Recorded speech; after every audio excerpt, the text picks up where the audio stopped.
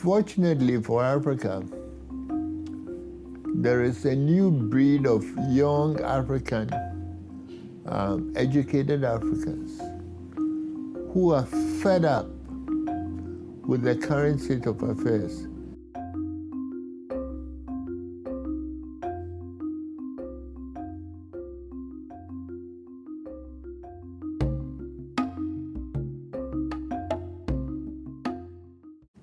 Well, greetings. I'm Brad Lipps, the CEO of Atlas Network, and I'm delighted to be joined today by Dr. George Ayittey. George is now retired from his role as a distinguished economist at American University in Washington, D.C. Dr. Ayittey is a native of Ghana. He's the president of Free Africa Foundation. We're very proud of his association with Atlas Network as a senior fellow. His scholarship through the years has brought him a lot of media attention and otherwise. He was selected by Foreign Policy magazine as one of their top 100 public intellectuals. He served as an advisor to the Obama administration.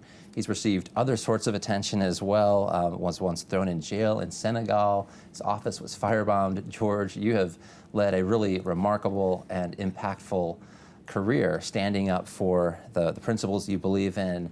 And I'm very happy to be talking with you today about your new book, Applied Economics for Africa. So George, welcome. Maybe you can tell us a little bit about, in Africa, the kind of economic education that most students are currently exposed to. Is this book, as I see it, it's filling a need compared to what exists today in most colleges and universities?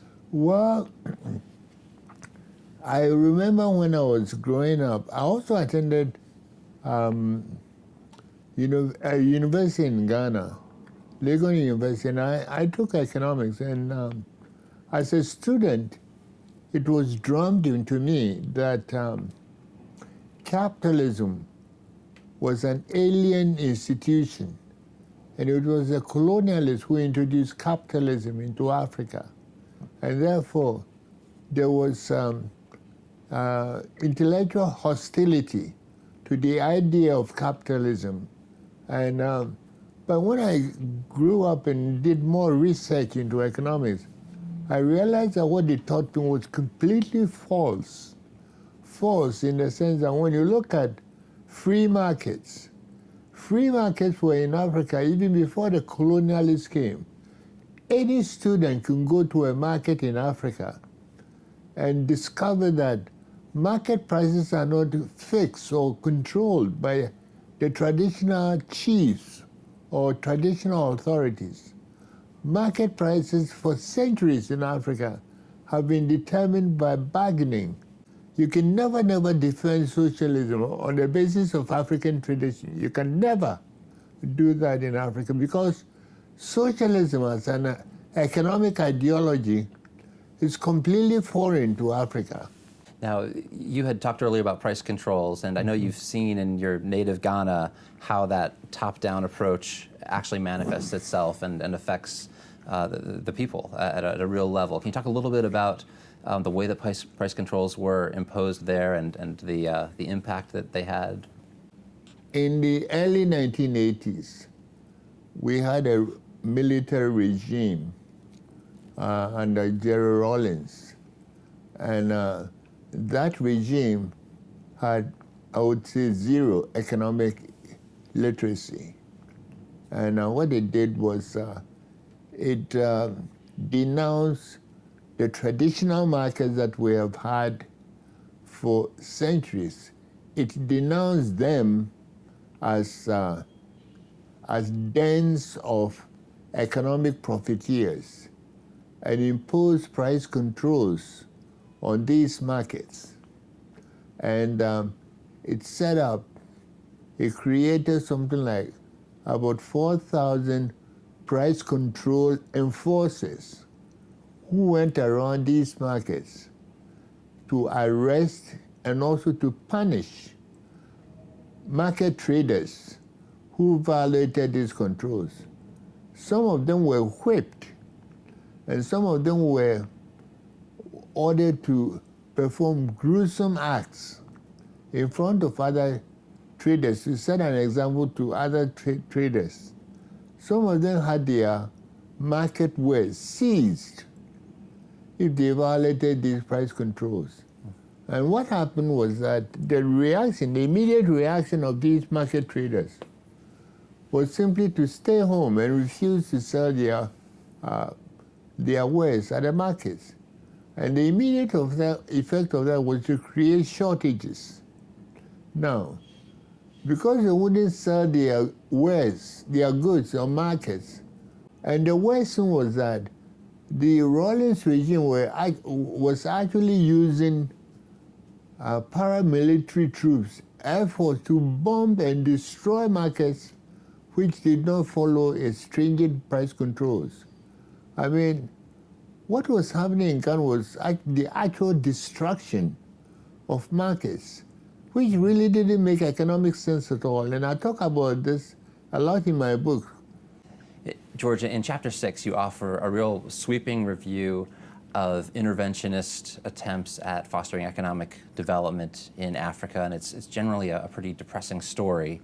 And then you offer a few recommendations for what needs to be implemented to change the trajectory of economic development in Africa. Do you think that these lessons are being absorbed today, or is the book needed to change thinking comprehensively across Africa? Well, I think there are two things that, two obstacles, I would say the obstacles. And it's very, very important that we understand the effects of market interventionism in Africa. And I wouldn't want to use, let's say, a broad brush in terms of condemning the intent of these governments. I mean, many of them sincerely wanted to do something good for their people. In other words, make food cheap for their people, make housing cheap for their people. But they use the wrong methodology, and that's what I want to emphasize.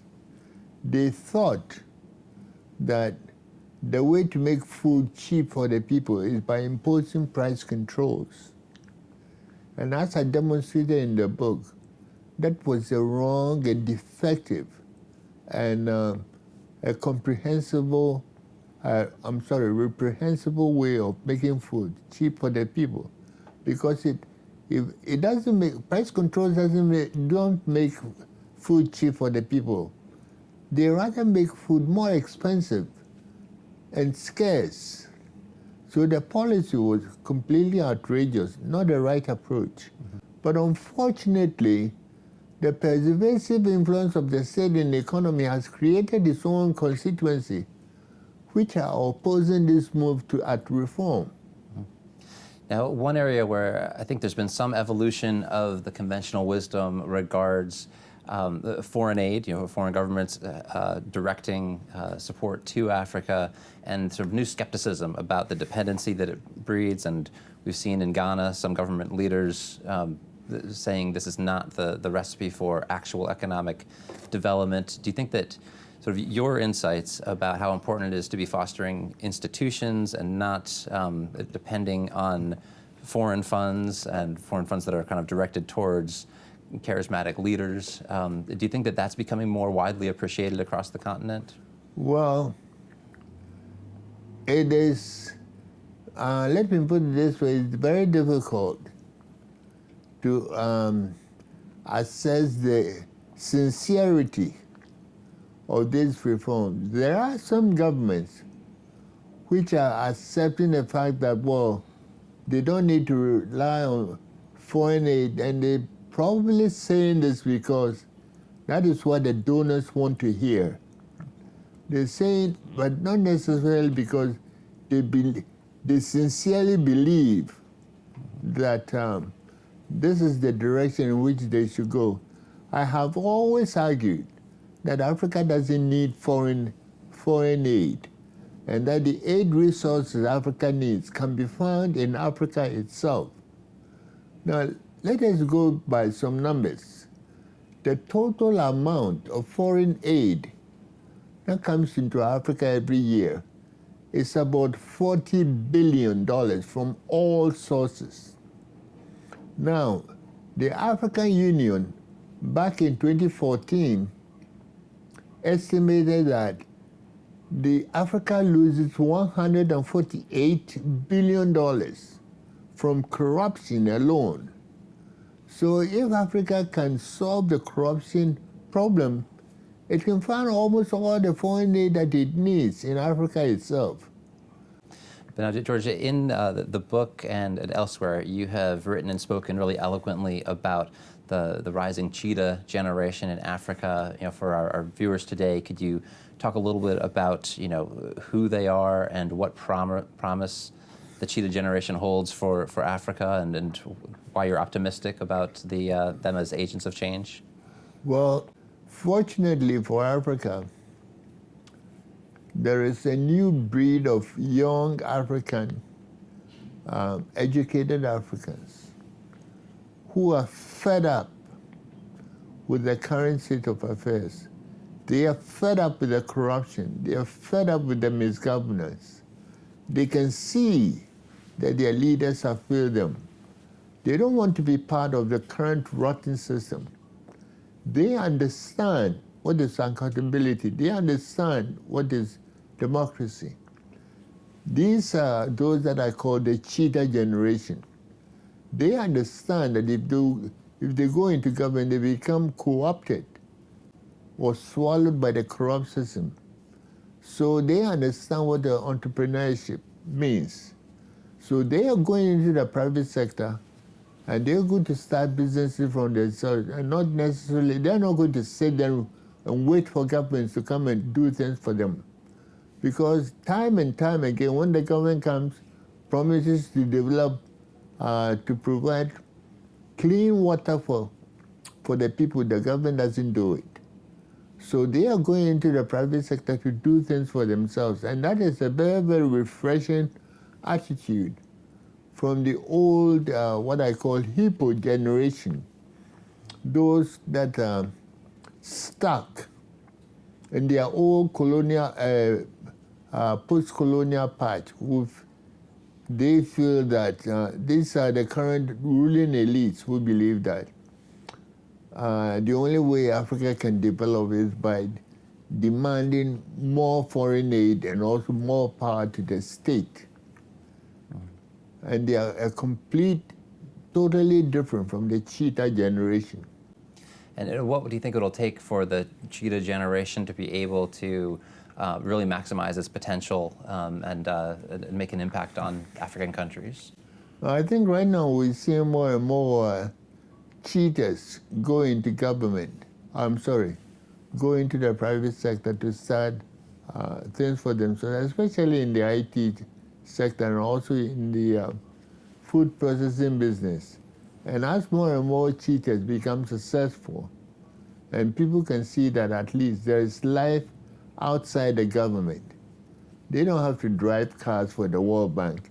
They don't have to drive cars for the government. In order to get guaranteed income, they can provide alternative bus service for the people. I mean, there are a whole range of cheetahs in Africa who are providing services to the people. Yeah, fantastic.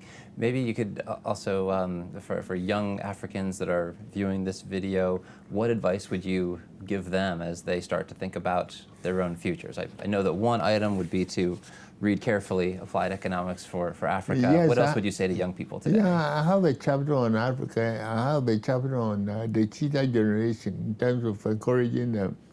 And that is, the main obstacle that they face is how to get their startup capital. And the startup capital, they don't need that much. I mean, we talk about microcredit finance. But microcredit finance is not what the Cheetah Generation needs. Microcredit finance of $50, $100 is not what the Cheetah Generation needs. The Cheetah Generation needs something like $5,000, $20,000, $100,000 to build what you might call, medium-scale, enterprises. Now, the way to get this kind of capital It's either from your relatives or from your friends, or you use what you call revolving credit schemes.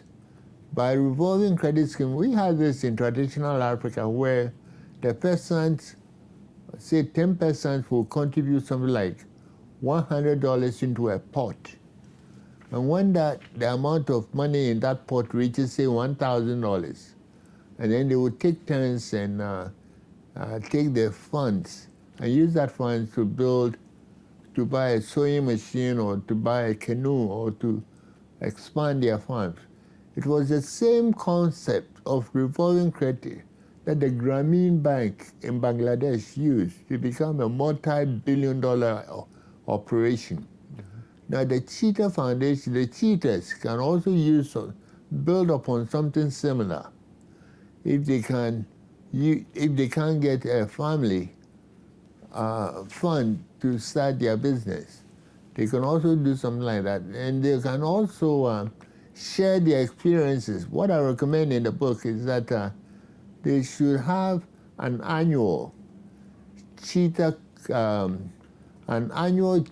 conference, for example, and they can share their experiences because what the difficulties that they face in one African country and how they overcome them, say in Zimbabwe and also in Congo DR, will be something which will be useful to the other cheetahs. Well, it's inspiring to think about all the good that could come about from a Cheetah Generation that builds on the entrepreneurial heritage of Africa, and if some of our partners across Africa can help in removing some of those leakages that you discussed, where bad government policy produces inefficiency that diminishes the prospects for prosperity.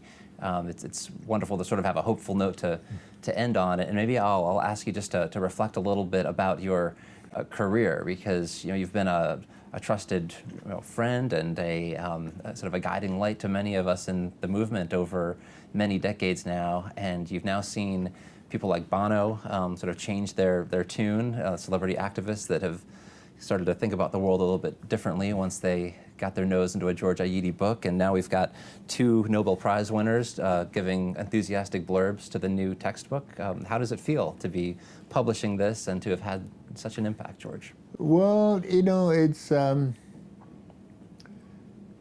me, it's been a real, I wouldn't say fulfillment, because it took me a while to get here. It took me a while because when I started off, I sort of faced immense criticism and objection. I was written off as a colonial stooge. I was singing a tune of the white man.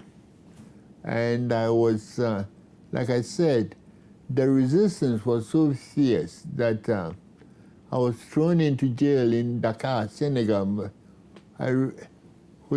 My hotel room in Kenya was raided. My office in American University was firebombed. But eventually, people came to realize that George Ayittey is not a gadfly, and that he was saying something which was that needs to be taken a serious look at. And that I've always argued, entrepreneurship is not something which is foreign to Africa. Very good. Well, George, thank you for all your contributions and for yourself being an intellectual entrepreneur, seeing that there was an area that was neglected, and even though you had to take a lot of barbs along the way, to have stood fast by your principles and found new ways to articulate good economics, and we're really proud to be associated with this wonderful textbook that you've produced. So, George, thank you very much for everything. And thank you for joining us. Our guest today has been George Ayittey, and the new book is Applied Economics for Africa, and information about how to receive many copies of the book will be made available at atlasnetwork.org. So, thank you.